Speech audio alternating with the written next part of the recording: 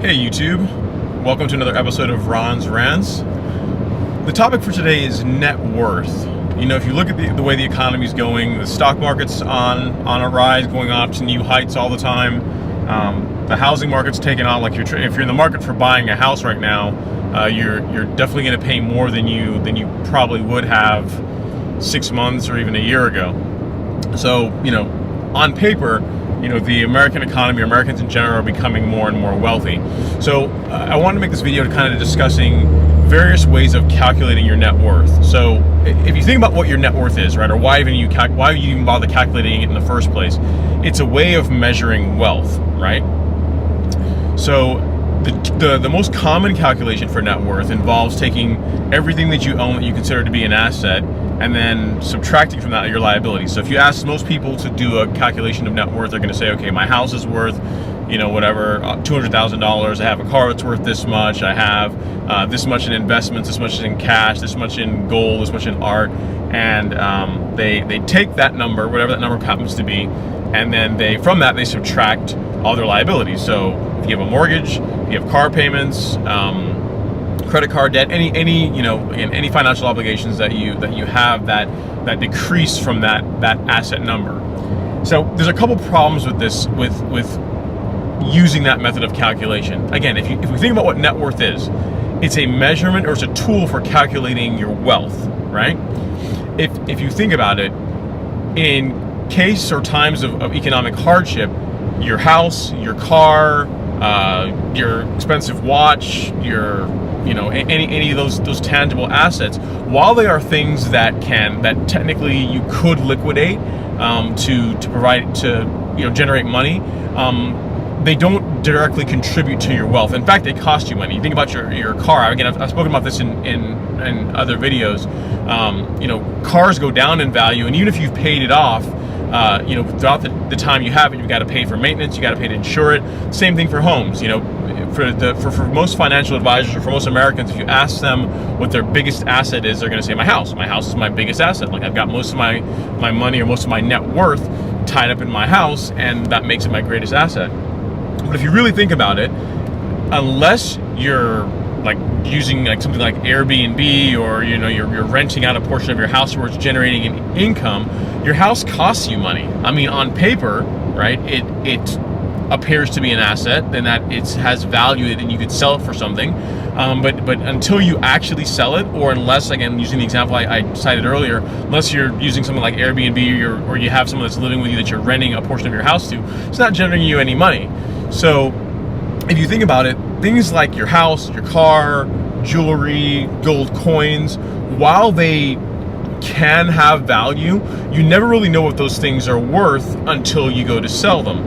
So if you use them in your calculation of net worth, really the term you want to use, and it's a term that I got from reading a book from Dr. Thomas Stanley called Stop Acting Rich and Start Living Like a Real Millionaire. Dr. Thomas Stanley was the guy that did the Millionaire Next Door book. He did a series of books. Unfortunately, he passed away a few years ago. But in that book, he talks about a term called augmented net worth, which is really what most people use as their primary calculation for net worth. That's where you take things like your house, your car, your watches, your artwork, and you use the value that you ascribe to those things into forming your net worth. And the problem with that is that in times of economic hardship, say you lose a job, or someone gets sick and you're not able to work, like your house, your car, your expensive watch, your gold coins, none of those things are going to generate money for you. The only way you make money with those things are by selling them, by liquidating them, right? Which again, you have no idea what they're really worth until you actually do sell them. You can have an estimate, you have an idea what your car might be worth based on Auto Trader, you have an idea what your house might be worth based on what a realtor might tell you, or Zillow might tell you, but it's not until you actually try and sell them that you find out what those items really are worth in the marketplace. So a better way, in my mind, to calculate your net worth is to focus on calculating your liquid net worth. So take things that are truly assets, like stocks, bonds, index funds, ownerships in profitable businesses, things that regularly generate cash flows. Remember, the best definition of an asset is not something that you think has value. The best definition of an asset is something that regularly provides income to the owner. So your house, your personal residence, your car don't fit that bill. Stocks, mutual funds, again, profitable businesses. If you have real estate like rental properties, those could qualify as assets. And you take the value of those things and you total those up and you come up with a liquid net worth number. Now, here's the thing. You're probably gonna find that the number that you come up with for your liquid net worth and the number you come up with for your augmented net worth, where you start adding in like your cars and all the things that really aren't assets, there's gonna be a pretty big delta there.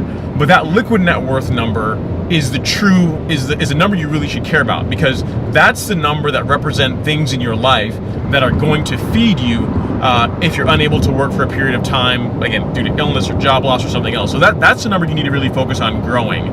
I think the reason why, as a society, we focus so much on like the value of our homes and put that into our net worth is because for most of us, if you don't count your home, your net worth is going to be a lot lower or even possibly negative. But again, in many ways you're just lying to yourself. You're not playing in reality. So and that's my thought for today. Focus on your liquid net worth. Do the two calculations as an exercise. Calculate, your out of your house, cars, everything else that you think that has value, and assign market values to those things and see what that number is. And then do the opposite. Take things like your index funds, your investment accounts, your 401k, like all those financial instruments that have the ability to generate money for you, generate income, and see what that number is and see how big the difference is. And again, a course of wisdom is to focus on growing that liquid net worth number, because that's the true measure of wealth. That's the true measure of what's going to feed you in the future. So that's my thought. Thanks so much for watching. Please like, comment, share, subscribe. Let me know your thoughts. I mean, is the idea of using liquid net worth as your true calculation of net worth, is that too harsh? Do you think that the augmented net worth calculation, where you include like your house, cars, and all these other items, you think that's more realistic? Let me know. I'm open to being wrong on this, so I'd like to hear your comments. Also, if you enjoyed this recording, I've put together a blog post on my website, ron-henry.com. There's a post that's going to be in the description below, and also probably right about here on your screen. It's going to be popping up any second now. That will take you to a blog post that I wrote that discusses this in more detail. It also has an area for you to comment. So if you don't want to comment on YouTube, you can feel free to comment on my blog. So thanks so much for watching. I will see you guys next time.